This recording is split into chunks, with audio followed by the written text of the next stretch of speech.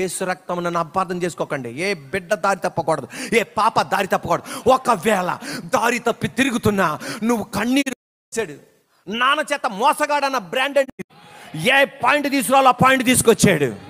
అందరినీ దూరపరిచేశాడు. తన బతుకులో తన స్నేహితులను దూరపరిచేశాడు, తల్లిదండ్రులను దూరపరిచేశాడు, అన్నయ్యని దూరపరిచేశాడు, 2 భార్యలను దూరపరిచేశాడు, 11 మంది పిల్లలను దూరపరిచాడు. ఒంటరివాడిగా మార్చాడు. God is still working.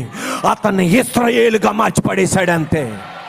ఈ రోజున నీ బాబు పట్ల దేవునికి ఒక వాగ్దానం ఉంది. వాడు దారి తప్పి తిరగనే.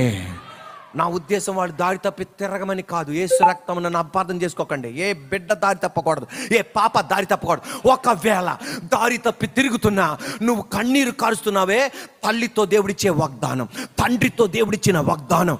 ఈ వాగ్దానం జ్ఞాపకం ఉంచుకో. నజరేయుడైన యేసయ్య అధికారం గల నామములో అంతా అయిపోలా.